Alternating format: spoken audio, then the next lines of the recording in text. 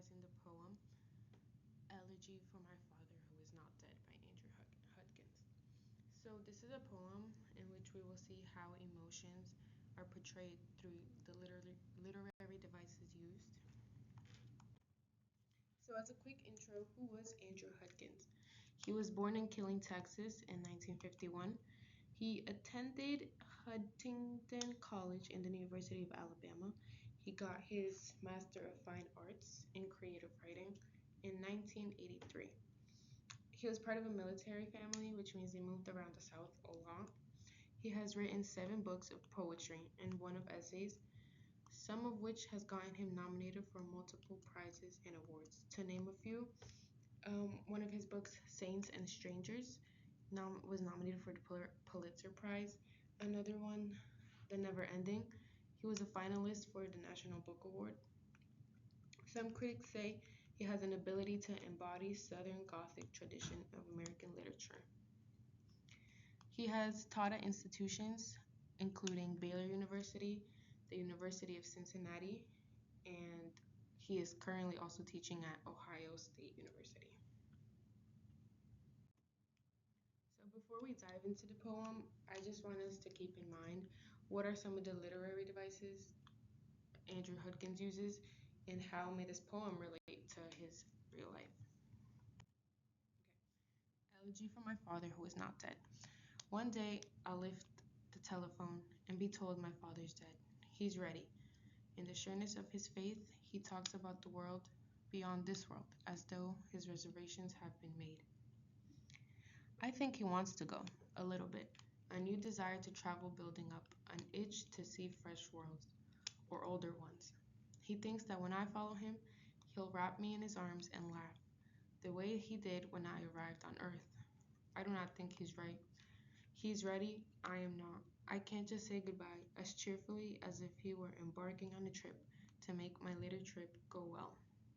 I see myself on deck, convinced his ship's gone down, while he's convinced I'll see him standing on the dock and waving, shouting, "Welcome back."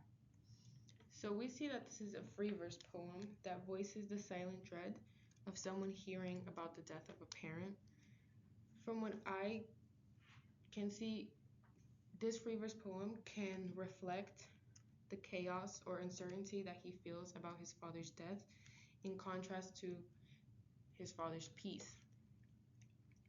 We also see that it's titled Elegy for My Father. An elegy is typically a poem of reflection that is made for a dead person. So if he named this Elegy for My Father, who is not dead, we can sort of conclude that he has a separation from his father. He may already be emotionally separated, or through their ideology, there must be some sort of barrier or separation there as well.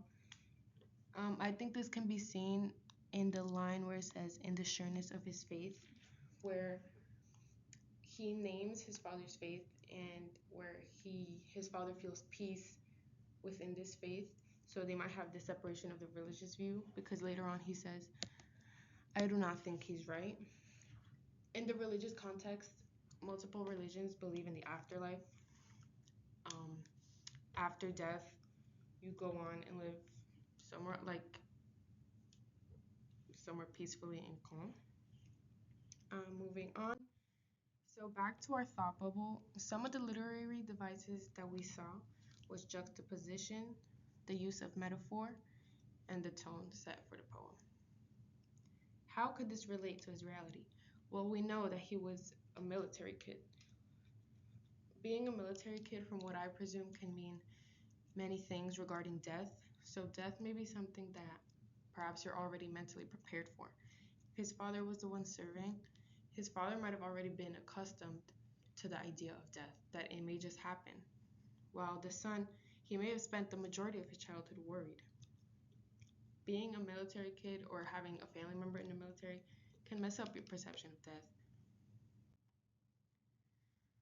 So some discussion questions that we can look at is what may be some of the emotions the author is feeling in this poem, and how do we see it progress as the poem goes on?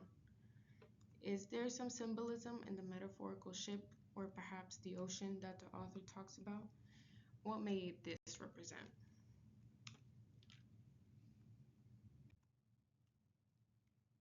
So for the analysis, in this poem we saw juxtaposition.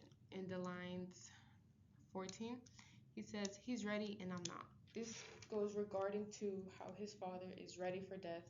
He accepted it and he's at peace with it.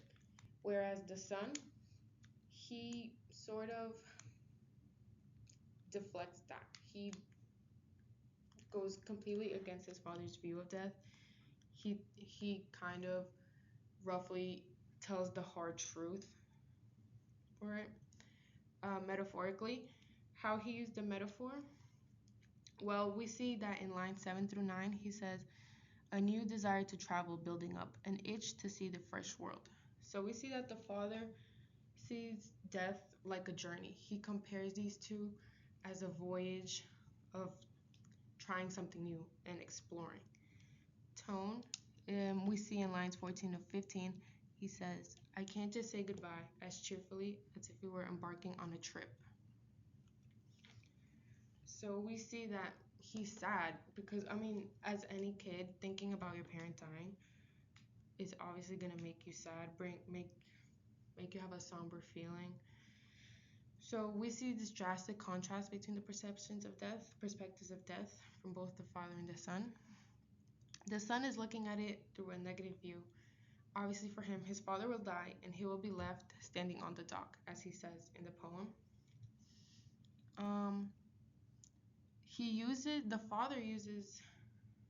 The author uses a nautical imagery where he mentions the ship going down to make us visualize the voyage his father is trying to portray. His father is trying to portray a new life, exploration of a new world. As the poem progresses, we see the emotion get rawer.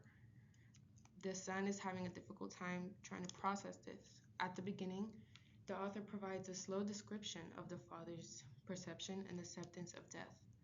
But towards the end, we see the sentences get shorter as he voices his unease and disagreement with his father. We can see he says, he's ready, I'm not, I do not think he's right. He blatantly disagrees with his father. He's saying the hard truth in what he believes death really is. So for a final look at Elegy for My Father, Who Is Not Dead, we can see that the main idea of this poem could be centered around the contrast of the ideology of death between the father and the son. We saw that the father has a peaceful idea of death. He faces it confidently, while the son follows with uncertainty. We can also see the contrast of faith between the father and the son. The father may be a comfortable religious guy that is fine with death. Many religious people are okay with death. They do not fear death. But his son may be having this chaos, this disarray of religious belief as well, and the separation from his father when it comes to faith and how his father is fine with the death and leaving him. Some major themes that we see could be familial bonds and mortality. A question we can ask is, do the contrasting views of death deepen your understanding of mortality? We see that this poem portrays two completely different views of death. Does this make you think deeper of mortality and how you may feel when your parent dies? And obviously back to his real life. As a kid in a military family, the author Andrew Hudgens may have dealt with this uncertainty in his childhood, which we see is portrayed in the poem.